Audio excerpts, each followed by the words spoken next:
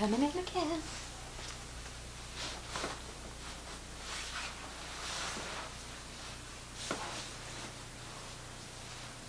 feel like that's in the middle of us.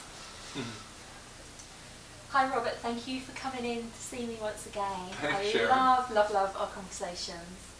I know that we're going to be talking about your course today, Heartfelt Relationships. Yes. And I know that you've helped very, very many people over the years Yes. to find their true love. And you have some stories about this, Yes, I remember. I did. Yeah. So I'll pose you a question. How would somebody, if they're looking for the one, somebody who's on a vibrational match to them and somebody that they can last with in a relationship, what do they need to do in order to make that happen? Well, I think, some of the practical sense, the practical knowledge that we have about ourselves is that birds of a feather flock together. And a lot of times people are disappointed in the type of person that they attract, or they feel let down by a partner or a previous partner. But what they forget is that it is their energy, vibration, that attracted that person. So maybe they needed that person to learn a lesson, or maybe they needed that person to wake them up, because people treat us the way we treat ourselves. So if we're not in a good place, if we're a little stuck, if we're in pain, if we're a bit confused about our way forward, if we're uncertain about maybe our career or finances, or our energy's down, or we have health problems, our vibration will go down. And the person that we attract or that we start dating will reflect that. And so a lot of times what we do is, because of our distortions that we haven't worked through, we'll project things that are actually true about us onto the partner. And so, we call this, in psychology it's called transference, but on a spiritual level people will just call it projection. And what we project onto others is what they're actually reflecting back about ourselves that we don't like. And it can create a lot of problems of blaming and powerlessness for each of us when we do that. I mean, we've all done it. And we'll get into a codependent relationship and then tell the person that, you're not there for me, when actually we've given our power to that person. And it just simply doesn't work if we don't have our own identity. And when we let go, I think one of the keys is that we start by working on a relationship with ourselves. Because everybody wants change. Everybody wants to grow. Everybody wants the quality of life to get better and better. This is human nature. It's a good thing. There's nothing wrong with it. But what we lose track of is that all of this is about letting go. We are born with, we come in with, in our soul vibration, enough gifts and talents that we could develop over 10 or 20 lifetimes. We only scratch the surface, Sharon. And we lose track of that. We think somehow we're broken, that we need to get fixed. It's not. It's just a distortion. No one needs to go into a fix-it shop. By working on ourselves, by becoming more present, by doing healing, meditation, spiritual work, or doing grounding exercises or yoga, or whatever we're called to do, allows us to let go of the past so we can live in the present. And that drives our vibration up. And we expand. Our aura actually gets bigger. It can come around the corner 5 minutes before we do, if that vibration is clear and free. And to me, that's very exciting. Because you start to attract a different type of person. When we're stuck, the people we attract are stuck. When we're expanded and free, and we're at that core self of unconditional love for ourselves and others, wow, does the universe respond. And I think it's really, really exciting. And so that's one of the things that we've been effective teaching people in our course, Heartfelt Relationships. And I've been running the course for 15 years. It's been popular in 3 countries. But what's great about it now, we're running it in Sydney for free. And so I love giving it as a service to the public. And the people who come through, they're grateful. Because it's just a boost they need to make them realize is that the only one standing in their way is themselves. And so they learn really practical skills about relationship issues, they learn to let go of the past. They learn to let go of, I think, 3 things that block unconditional love, which is the state, our primary state, our core state of being. It's where we came from a place of light and unconditional love. And things that happen in life, things that we brought in with us, or things that happen in our families, disappointments in life, in relationships, getting our hearts broken, which we all have, we end up with 3 things that stand in the way. One is the lack of self-acceptance. The other is a lack of self-forgiveness. And the other is a lack of self-love.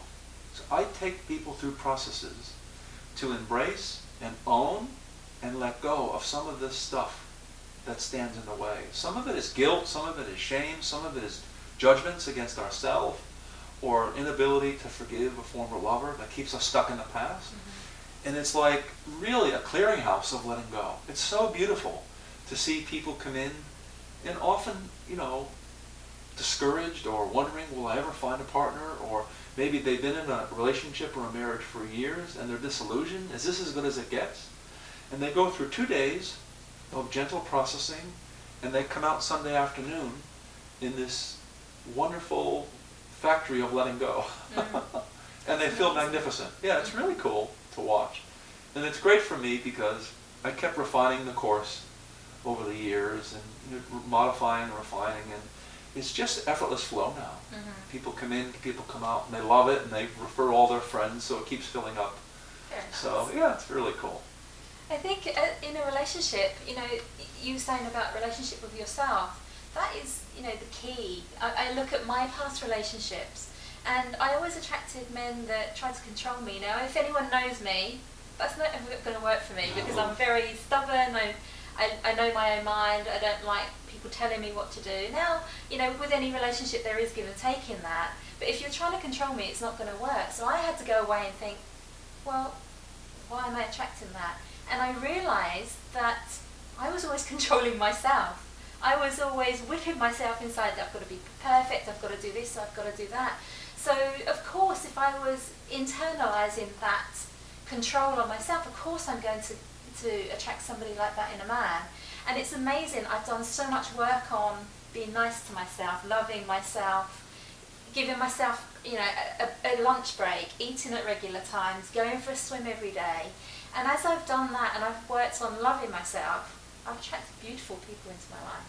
Isn't it amazing? It's you so do attract amazing. beautiful people. I do, yeah. And you've done so much work in yourself. I'm so proud of you. You're such a great role model for women and how hard you've worked on yourself. And I see the amazing people around you, so it's really exciting. And it's the truth. Yeah. Your vibration reflects that, and that's why you're attracting people that are so much healthier than in decades gone by. Yeah. Well, I wouldn't even say decades, to be honest.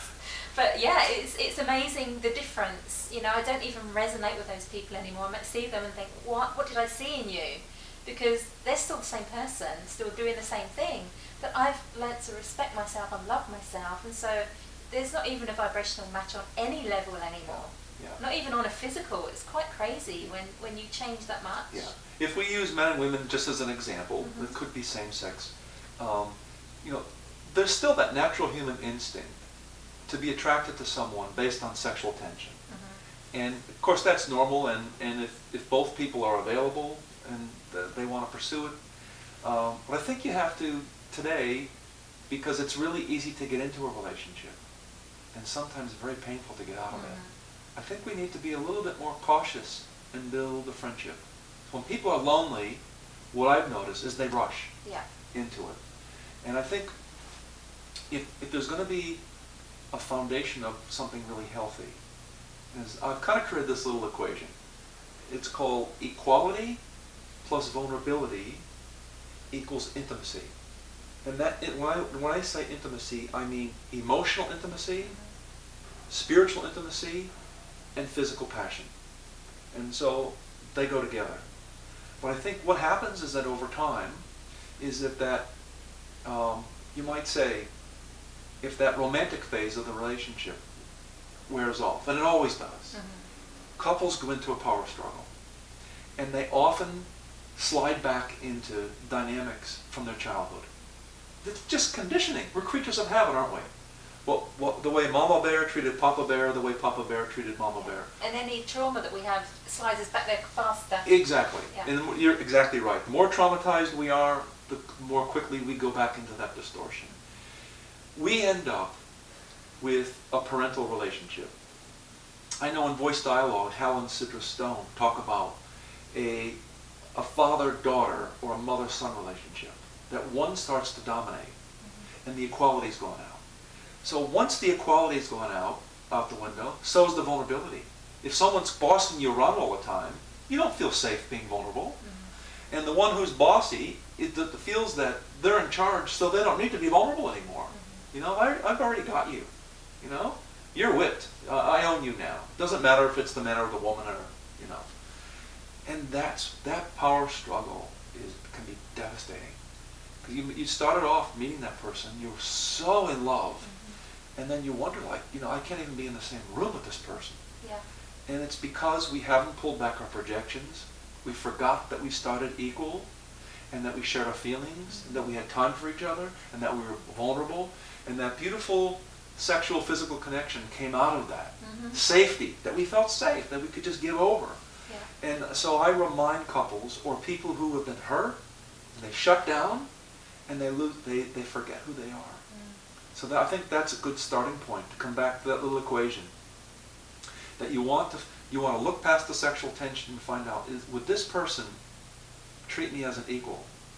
And do I see them as my equal? It has nothing to do with who's making more money. I think that's irrelevant, because there's different ways of contributing. It doesn't have to be financial. So I don't think it's about that really in today's world, because there's so many powerful women out in the workplace, so it's not so much of a factor.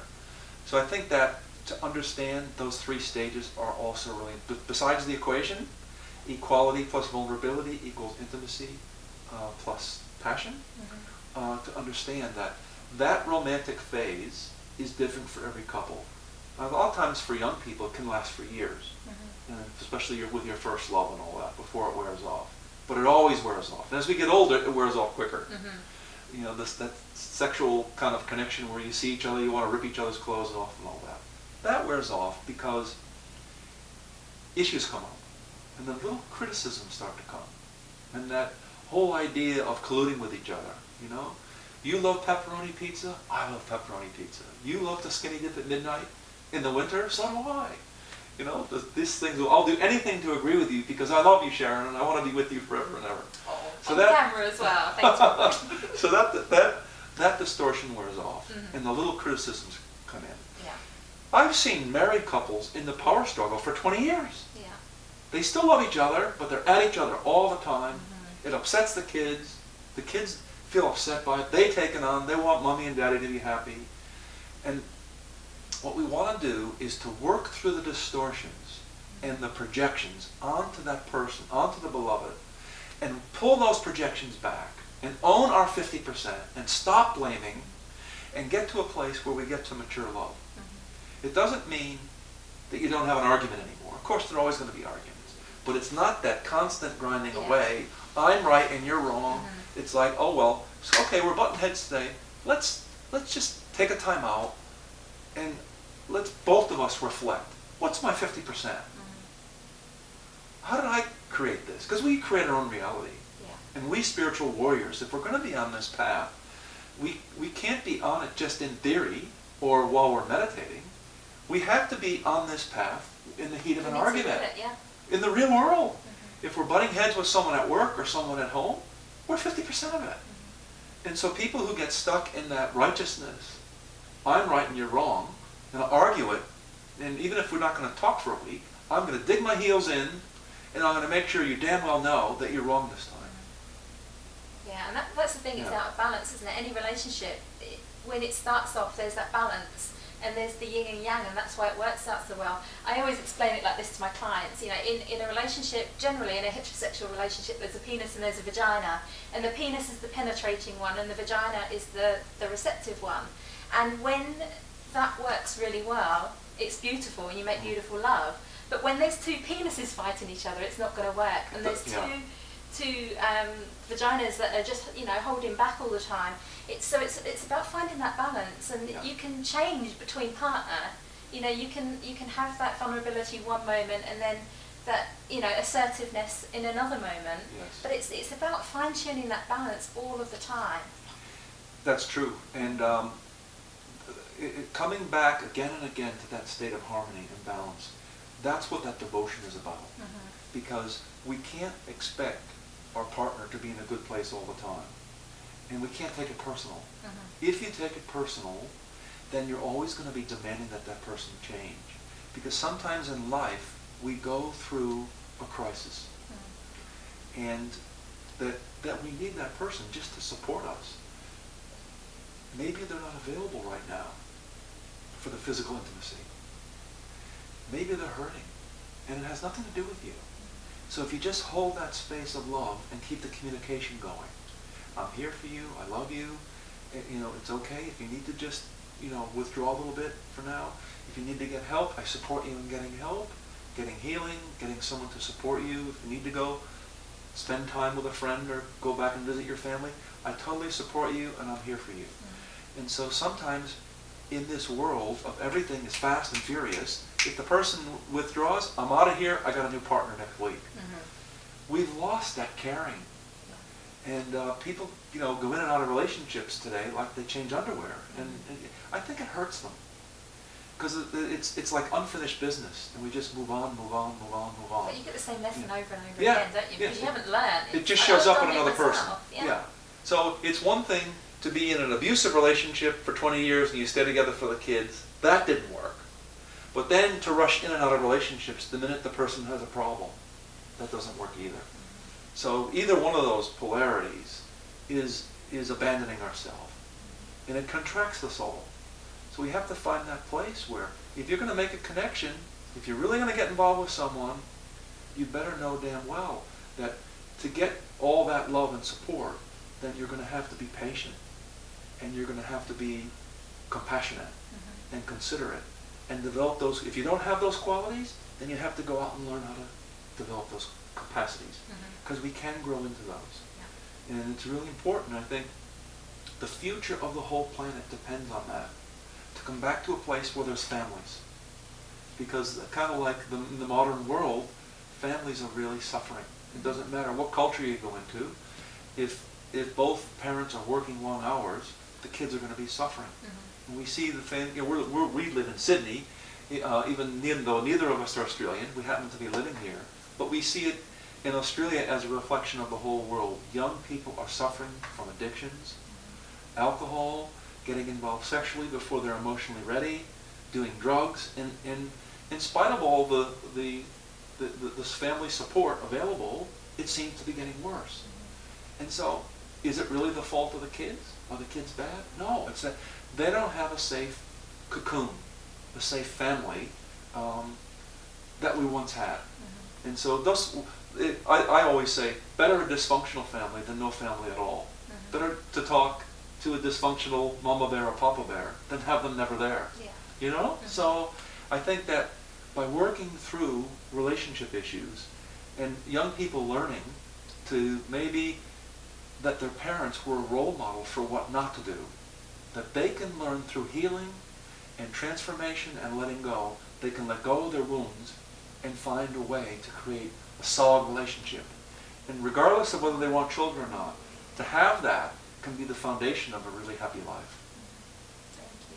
So if you could give some examples of what people might learn on your course, if you can give our viewers some tips to take away if they're trying to build a relationship or trying to find that one that we spoke of before, what can they do to repair their relationship with themselves in order to attract that person that they really want? Well, I think one of the most important things is that we talked about this in another one of our videos, is about being present. Anything that you can do, if you can do sprinting or meditation or grounding, some people do yoga, especially if the yoga teacher is really grounded, that you can get more grounded and more present. And I think that's one of the biggest complaints that I hear, is that my partner's not present. I love he or she to bits, but the longer we're together, the less and less emotionally available they are. So sometimes if people aren't dealing with the resentment in the relationship, that they start to withdraw emotionally.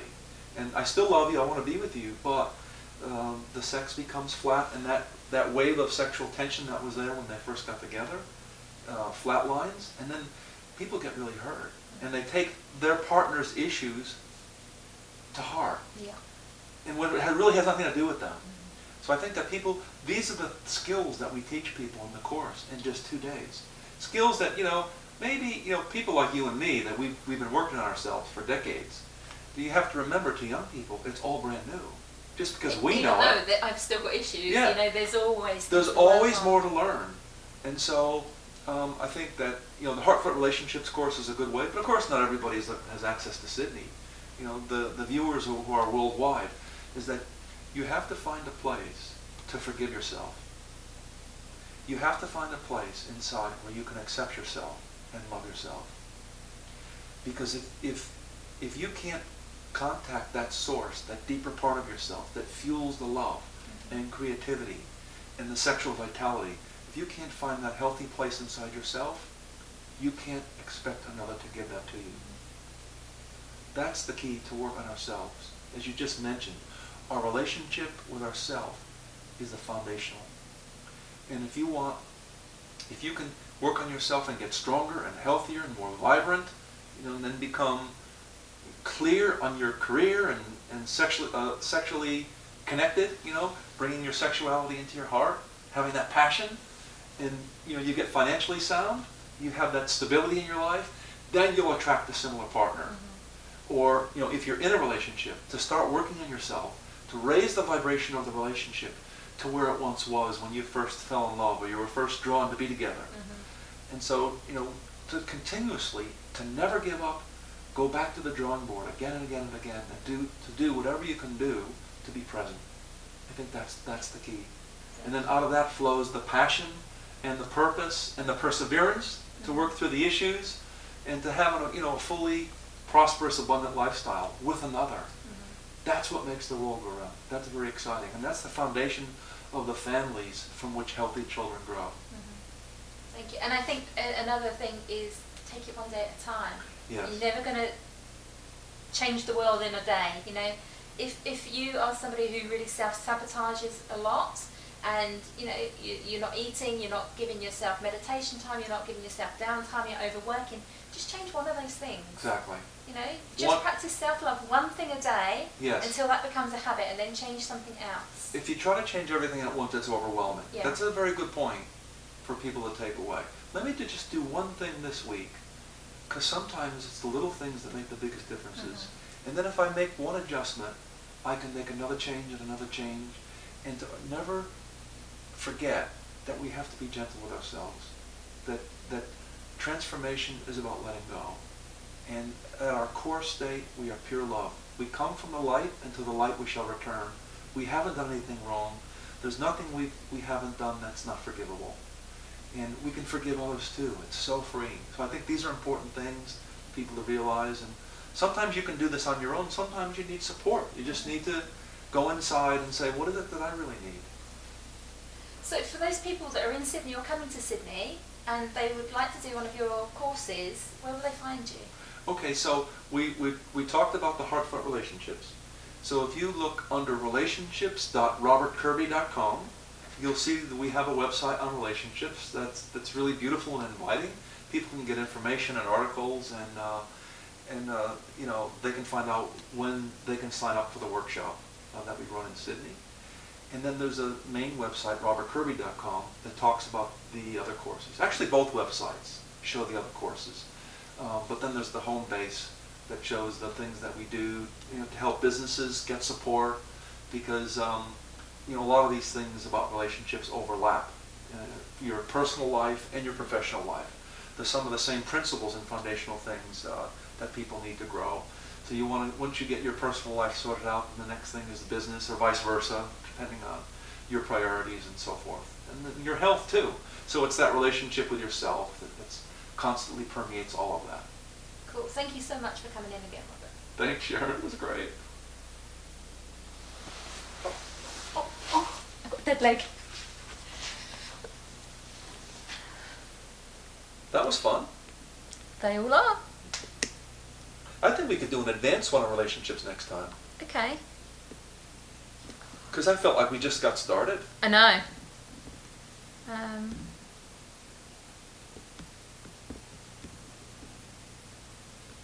don't know how this is turning off. I'm pressing OK.